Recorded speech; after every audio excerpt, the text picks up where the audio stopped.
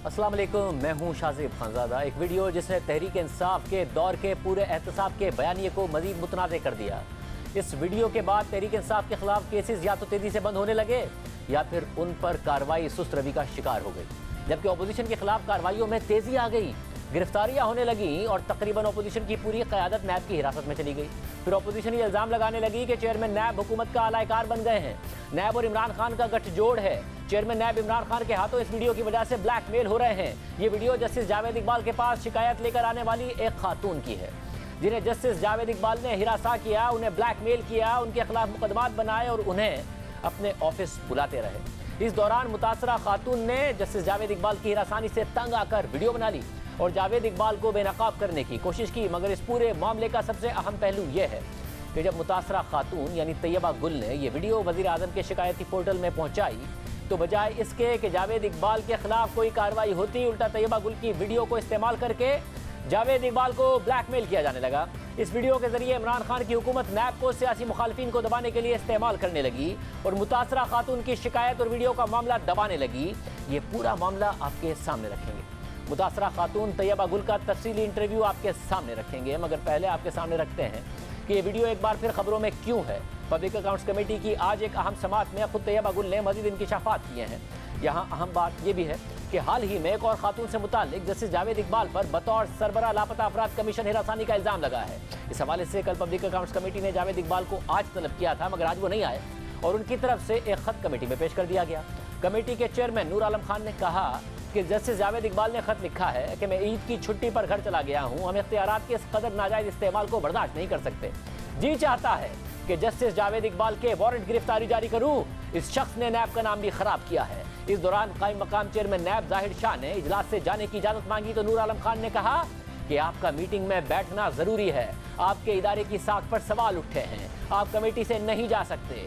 नूर आलम ने सवाल किया कि बीआरटी करप्शन रेफरेंस कहां गया, बैंक ऑफ खैबर केस का क्या किया, बिलियन ट्री सुनामी केस का क्या किया, मालम जब्बा केस का क्या किया। तो कायम मकाम चेयरमैन नैब ने जवाब दिया कि मालम जब्बा केस बंद हो चुका है। इस मौके पर पब्लिक अकाउंट्स कमेटी में जावेद इकबाल की मुबैना हिरासानी का शिकार होने वाली खातून तैयबा गुल पेश हुई और उन्होंने कमेटी को बताया कि मेरे खिलाफ एक झूठा रेफरेंस बनाया गया, मुझे सुना भी नहीं गया। जब मैंने जावेद इकबाल को बार बार फोन करने से मना किया तो वो नाराज हो गए।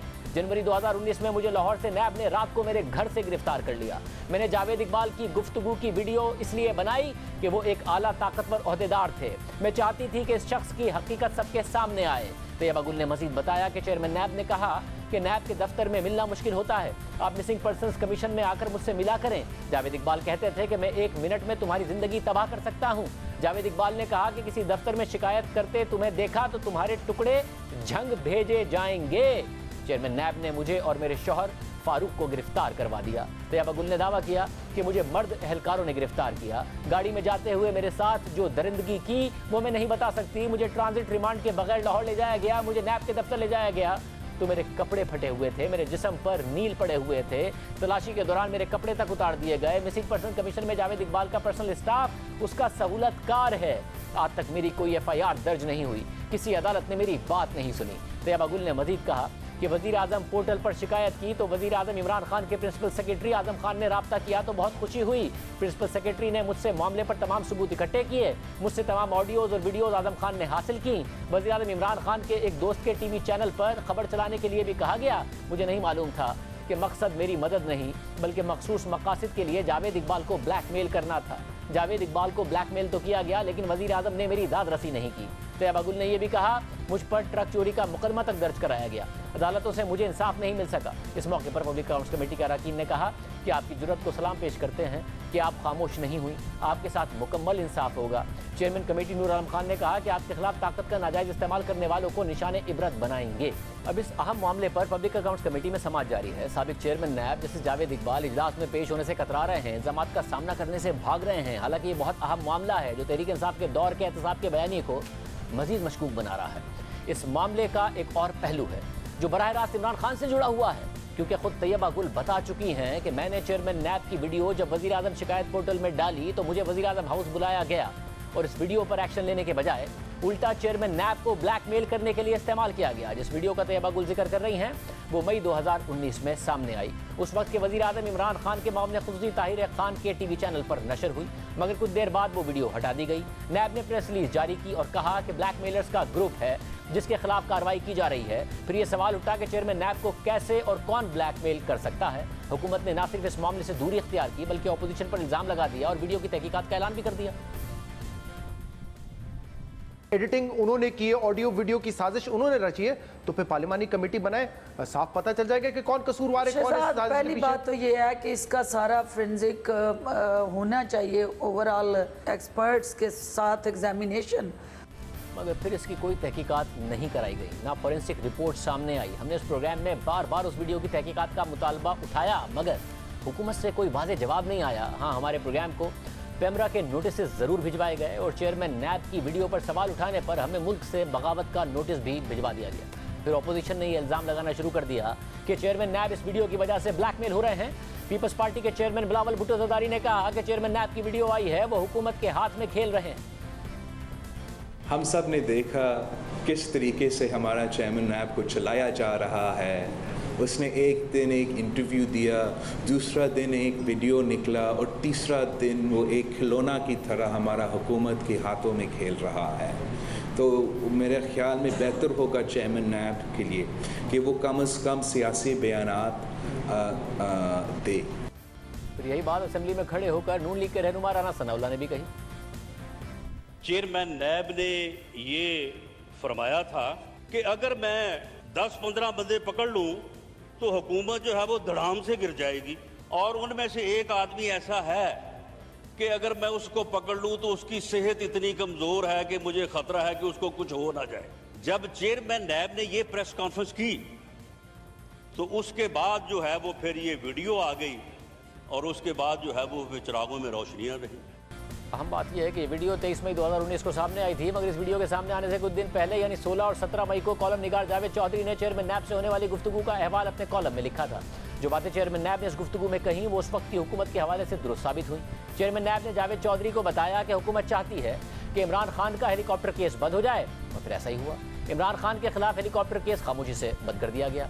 उस इंटरव्यू में चेयरमैन नैब ने कहा कि हुकूमत चाहती है कि बाबर एवान के खिलाफ रेफरेंस पर कार्रवाई रोक दी जाए, फिर ऐसा ही हुआ। बाबर एवान नंदीपुर रेफरेंस में बरी हो गए। इसके अलावा चेयरमैन नैब ने कहा कि हुकूमत चाहती है कि परवेज खटक के खिलाफ मालम जब्बा की गैर कानूनी लीज की इंक्वायरी रुक जाए। इसका रेफरेंस मुकम्मल हो चुका है और आप बहुत जल्द परवेज खटक को भी लॉकअप में देखेंगे। मगर फिर यही हुआ कि मालम जब्बा केस में पेशरफ्त ही नहीं हुई। नैब ने पेशावर हाईकोर्ट पर जिम्मेदारी डालकर तहकीकात ही बंद कर दी, मगर खुद पेशावर हाईकोर्ट ने कहा कि हमने मालम जब्बा केस बंद करने का कभी नहीं कहा था। इसके अलावा इस गुफ्तगू में चेयरमैन नैब ने इत्तेहादियों के केसेस पर भी बात की और कहा कि ये दुरुस्त है कि हम अगर आज हुकूमत के इत्तेहादियों को गिरफ्तार कर लें तो ये हुकूमत 10 मिनट में गिर जाएगी।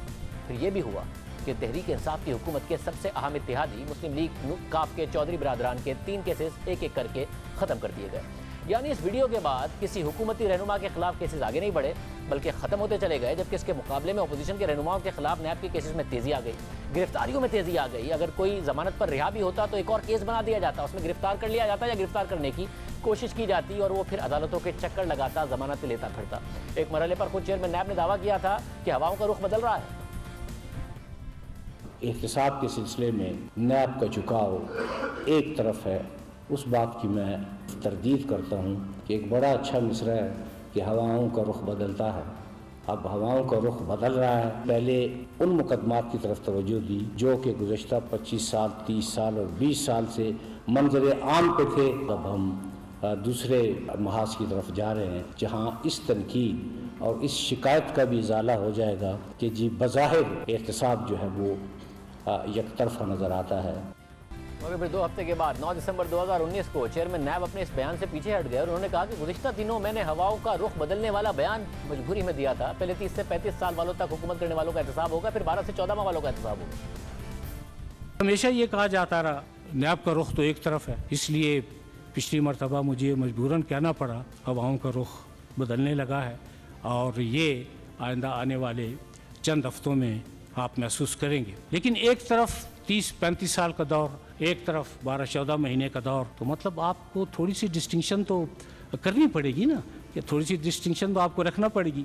अब मजबूरी में पहला बयान दिया था या फिर दूसरा बयान मजबूरी में देना पड़ा। ताहम ये वीडियो सामने आने के बाद अपोजिशन के खिलाफ केसेस में तेजी आई, जबकि उस वक्त के हुकूमत के खिलाफ केसेस सुस्त रवि का शिकार हो गए या फिर खामोशी से बंद कर दिए गए।